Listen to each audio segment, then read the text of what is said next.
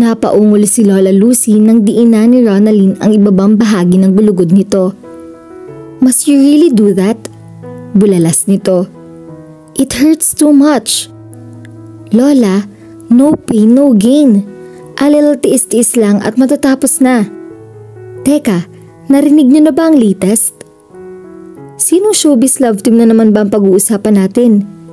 Umarko ang isang nakadrawing na kilay ng aristokratang matanda.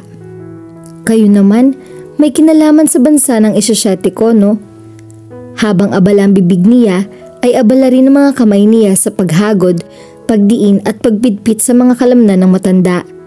Kaya panay ang daldal niya ay para malibang ito at hindi gaanong maramdaman ang sakit na dulot ng ginagawa niya sa gulugod nito. "Really? Are we gonna talk about the decline of GNP?" "Sus, hindi. Mas relevant pa roon. It's about our president, Pinoy." Nakita raw silang magkasama kagabi ni Grizzly. Tumawa ito ng malakas. "Sinasabi ko nga ba, showbiz chismis pa rin ang baon mo." Anito. "Umubra hindi ba? Ni hindi nyo nga naramdaman na binalian ko na kayo ng spinal cord." Biro niya. "Ano nang pakiramdam nyo?" Tanong niya. Umaliwalas ng todo ang mukha nito na kaninang pagdating niya ay nakakadangwiwi. "You really have magic in your hands." Bulalas nito. "I can't feel any pain anymore." "Ako pa." Nagbaw pa siya. "You really are a gem, Rana," sabi nito. "Kung hindi ka na irekomenda sa akin ng amiga ko, baka surgery na naman ang inabot ko." Sa edad na 70 ay bata pa ang tingin sa ni Lola Lucy. Malakas pa rin nito. 2 years ago ay nagawa pa nitong tumayong Chief Executive Officer ng United Corp, isang kumpanyang gumagawa ng sabon, shampoo, toothpaste at iba pang toiletries. Pero isang umaga ay nagising na lang ito na hirap ng huminga. Isinugod ito sa ospital kung saan natuklasan na nagkaroon ito ng mild heart attack. Still, that was not enough to slow the old man down. Hanggang sa aksidenteng nadulas ito sa hallway ng opisina at napasama ang bagsak ng puminsala sa likod nito. Kahit nakailang operasyon na ito ay hindi lubusang gumagaling iyon. Sa dakong huli, sa mahigpit na payo na rin ng mga doktor nito ay nagpasya na itong magretiro. Nakilala niya ito nang irekomenda siya rito ng isa sa mga regular na kliyente niya. Isa pa ang pag-reflexology ng mga racket niya bukod sa pagkukulot, pagmamanicure, pedicure, foot spa at pagkukumpuni ng sirang computer. Kailangan niyang kumayod dahil kahit college graduate siya ay hirap siyang makahanap ng trabahong angkop ang kita sa napag-aralan niya. Hindi niya kaya mag-Ingles ng tuwid kaya hindi siya nakapasa sa call centers. Kung mag-o-opisina siya ay sobrang baba naman ng sahod. Sa totoo lang, mas malaki pa ang nang hindi hamak ang kinikita niya sa pinagsama-samang racket niya kaysa sa sasahurin niya sa pagiging empleyado. Mag-isa lang siya sa buhay kaya hindi siya mahirap buhayin ng sarili. May bagong pamilya na sa probinsya ang inay niya na nag-asawa muli nang mamatay ang itay niya ng 5 taon nang nakakalipas. Hinold up ang bus ng sinasakyan nito at kasama ito sa sinawing palad na nadamay sa putukan ng manlaban ng isang pasaherong may dalang baril.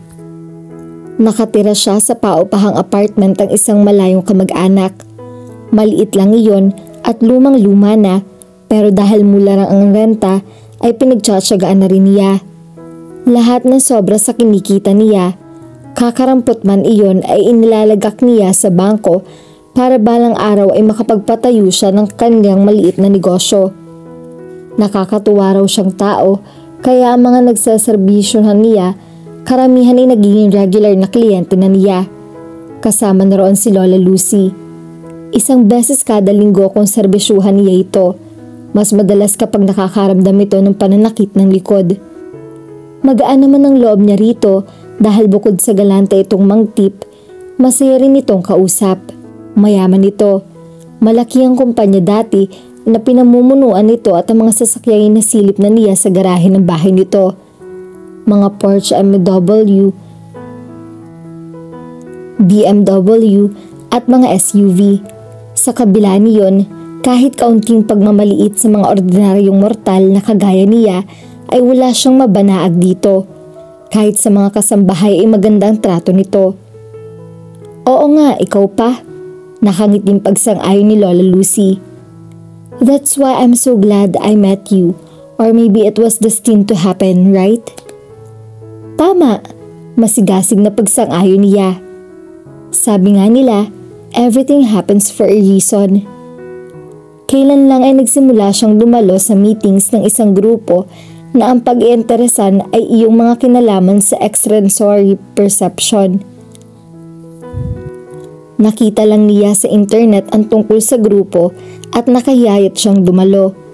Lingid sa kaalaman ng karamihan, sa nakakakilala sa kanya ay may isa siyang kakayahan na hindi niya alam kung saan nagmumula, lalo na kung paano niya iyon papaliwanag. Basta ang alam niya, bata pa siya ay nararanasan na niya iyon.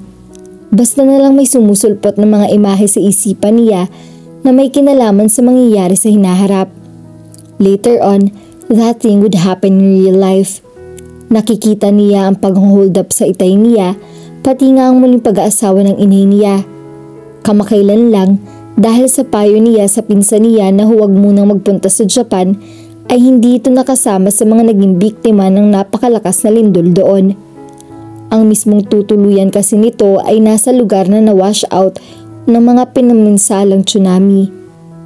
Kahit ang ilan sa mga kliyente niya ay may aberyang naiwasan dahil sa pagsunod sa mga nabala niya. Kasama na roon ang amiga ni Lola Lucy. Kumislap ang diwa niya ang imahe na nasa loob ito ng lumulubog na sasakyang pandagat. It turned out that the woman was planning to go on a cruise. Ilang araw lang ang lumipas ay naging laman ng balita ang paglubok ng luxury liner. Doon pala dapat sasakay ang amiga ni Lola Lucy. Hindi niya alam kung paano gumagana umano ay ang gift niya. Hindi rin niya nakokontrol iyon. Basta lang may sumusulpot ng mga imahe at kadalasan ay nangyayari iyon kapag nahawakan niya ang taong pinagtutungkulan ng mga imahe o hindi kaya kahit anong pangyayari ng mga ito. Kung minsan din ay hindi malinaw ang mga imahe. Kaya siya sumali sa grupo ay umaasa siya na mauunawaan niya ang kakayahan niya at malalaman niya kung posible bang makokontrol iyon. You're a woman of many talents, saad ni Lola Lucy.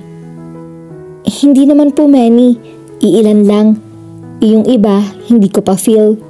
Aniya. Like the gift you have? Umarko ang isang kilay nito. Medyo, pag-amin niya. But it's a great gift. Imagine, nakakasalba ka ng buhay. Nakakatakot din po kasi kung minsan, kaya madalas pinipilit kong huwag isipin. Ngumiti ito. Well, maybe a snack would take your mind off it. Clara, tawag nito sa isang kawaksi. Hindi si Clara ang dumating kundi si Marge. Nasa labas po si Clara, senyora. Pinagbubuksan ng gate si Sir Queen. Pahayag ng kawaksi. Si Kin? Tumingin ng matanda sa relo nito. Maaga yata ang apo ko. Sandaling naniga si Rona sa kinatatayuan niya. Minsan pa lang yan nakasulubong ang lalaki pero maraming beses na niyang natititigan ang mukha nito sa mga litlatong nagkalat sa kabahayan. Kahit sa larawan ay nakaka-intimidate ang dating nito. Parang masyado itong seryoso sa buhay. Tila ba ang dali-daling kumunot ng noon nito at lalakit liliit ang butas ng ilong sa matinding pagkayamot. At hindi nalalayo roon ang nagiging reaksyon nito nung makasalubong niya ito. Pauwi na siya galing ng pagsaserbisyo kay Lola Lucy. Dapat ay lalabas na siya pero nakadama siya ng panunubig. Tutuloy dapat siya sa banyo pero dahil nagsa-sightseeing siya sa kabahayan ay hindi niya napansin na may nakakasalubong na siya. Laking gulat niya nang bumangga siya sa napakatigas na bagay. Napaigik siya nang kasunod niyon ay may maramdaman siyang malamig na bagay na nanulay sa gawing tiyan niya. Oh shit! Napaangat ang tingin niya nang nagsalita. Nadiskubre din niya kung bakit napamura ito. Ang malamig na bagay na naramdaman niya ay juice na galing sa basong dala nito. at ang mukhang tumambad sa kanya ay walang iba kundi ang madalas niyang titigan sa mga larawan, ang apo ni Lola Lucy. Kagaya ng iniisip niya, ang dalingang kumunot ng noo nito. "Who are you and why don't you watch where you going?" Sita nito sa kanya. Sir, sorry, kasi hindi niya alam kung bakit hirap siyang magsalita. Basta para na lang nanigas ang dila niya at hindi siya makaisip ng mga kataga. "Oh Queen, don't you giving reflexologist grief?" Tinig ni Lola Lucy ang bumasag sa tensyon sa hangin. "It's the other way around," anang lalaki saka ito tumingin sa t-shirt nito na natapunan din pala ng juice. "Pasensya na sir, hindi ko kayo nakita." Mabuti na lang at tumuwid ang dila niya. "Sa laki kong to, hindi mo ko nakita?" Sorry na nga. Lola, aalis na ako." Bumelta siya at umakmang lalagpasan ng matanda. "Where were you going anyway?" Tanong ni Lola Lucy bago siya makalayo. "Magsi-CR po sana ako kaso." "Then go ahead. Baka naman kung saan ka paabutan." Anito. Hindi na po. Thank you na lang. Umurong na ang jingle ko." "Sige po." Nagkukumahog na siyang lumayo. Aminado siya, halos 3 gabi naging balisa ang pagtulog niya dahil kay Kin. Sa sumunod niyang 3 araw ng pagpunta niya sa bahay ng maglola ay hindi niya alam kung bakit para siyang binabalisaw-saw sa posibilidad na makakasalubong uli niya si Kin. Na-excite siya na hindi mawari. Sa kasamaang palad nga lang, hindi na sila nagpang-abot pa nito sa bahay mula noon. Ngayon palang uli kung sakali. Lola, mauna na ako." Nagpaalam na siya sa matanda. Parang gusto niyang mataranta kahit wala namang nakakataranta sa mga pangyayari. "Hindi pa nga kita nababayaran, aalis ka na?" Parang nagtaka si Lola Lucy. Next time na lang mo siguro." "Ano bang next time? Help me up so I can pay you." Inilahad nito ang kamay sa kanya. Wala siyang nagawa kundi abutin na lang iyon. Sa sandaling lumapat ang kamay niya sa kamay nito ay napasinghap siya. It was as if a strong jolt of electricity entered her body. Alam niya ang kasunod niyon, na siyang ang agad na nangyari. Ilang imahe ang nagsimulang maglaro sa diwa niya. Rona! Rona! Parang namumula sa kabilang ibayo ang tinig na tumatagos sa pandinig niya. Hindi agad niya magawang balingan iyon. Paano'y nakatuon pa ang buong pansin niya sa mga imahe. "What is it? What did you see?" Mababakas ang pag-alala sa tinig ni Lola Lucy. Ganon din sa anyo nito nang sa wakas ay magawa niyang tumingin dito. May hindi magandang mangyayari la. Usal niya. "Ano?" Hindi malinaw. Basta hindi maganda. Pero sigurado, malaking kapahamakan iyon. Baka nga may mamatay. Hindi ganon kalinaw ang mga imahe, ni hindi niya matiyak kung paano hahantong sa kamatayan iyon. Pero napakatindi ng pakiramdam niya ng ganoon ang sasapitin ng taong naglalaro sa imahe sa diwa niya. Nasapo ng matanda ang dibdib nito. "Kanino ba? Sa akin?" Umiling siya. That much she was sure of. "Sa isang malapit sa inyo," hayag niya. "Ha? Kanino?" "What's going on here?" Halos sabay silang bumaling ni Lola Lucy sa nagsalita. "Sa kanya," bulalas ni Rona kasabay ang mabilis na pag-asal ng dibdib. Sa sandaling masilayan niya si Kin. At dito na po nagtatapos ang part 1 ng ating kwento. Sabay-sabay po nating abangan ang susunod na mga kabanata. Maraming salamat po. God bless and stay safe.